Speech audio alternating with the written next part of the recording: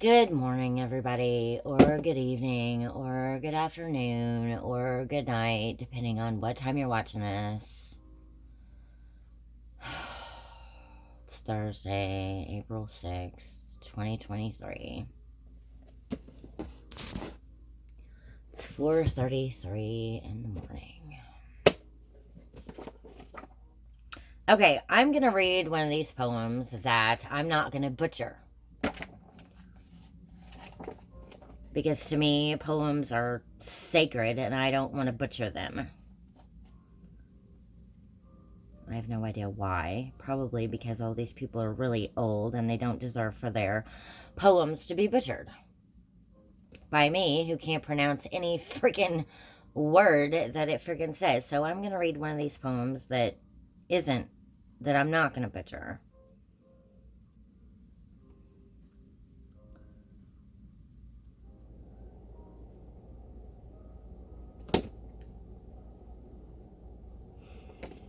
And here we go again with the hate. The air's on, and my eyebrow hates the air, evidently. I know I sound like a crazy person, but hey, somebody's got to be a crazy person, so might as well be me.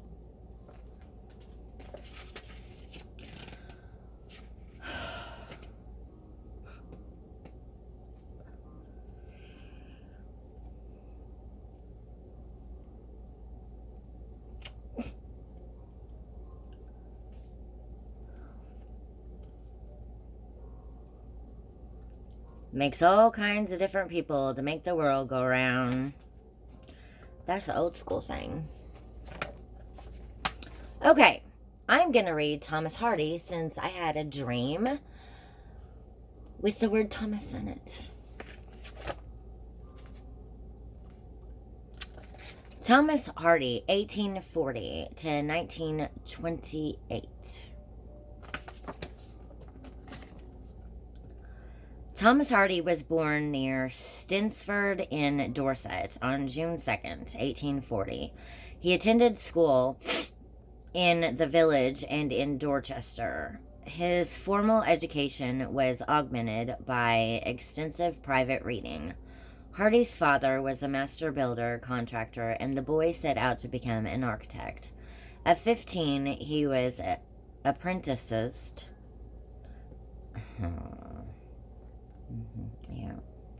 To John Hicks.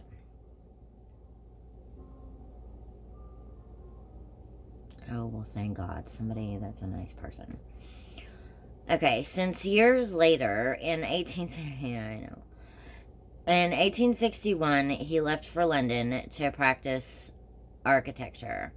Meanwhile, he discovered his ability in writing prose and verse. His dual interests and talents are reflected in the fact that in 1863 he won both the Medal of the Royal Institute for an essay on architecture and the Architectural Association Prize for Design. Hardy soon became disillusioned with city life, and in 1867 he returned to Dorset. Although he resumed his association with Hicks, Hardy had decided in favor of a literary career. He was unable to find a publisher for his first novel, but by 1873 he had published 3 works. He married Emma Lavinia Gifford in 1874, and his first popular success, Far from the Madding Crowd, appeared the same year.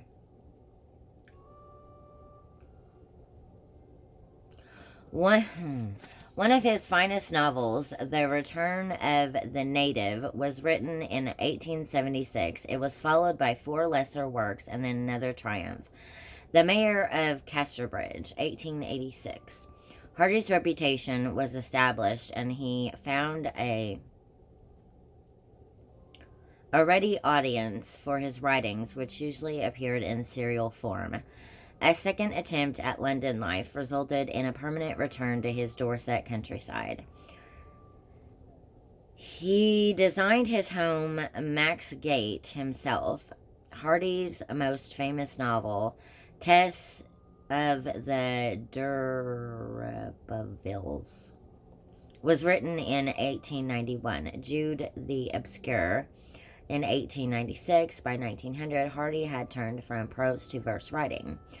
The Dynasts, an epic drama relating England's struggle against Napoleon, was published in 3 parts in 1903 to 1904, 1906, and 1908. In July of 1910, he received the Order of Merit.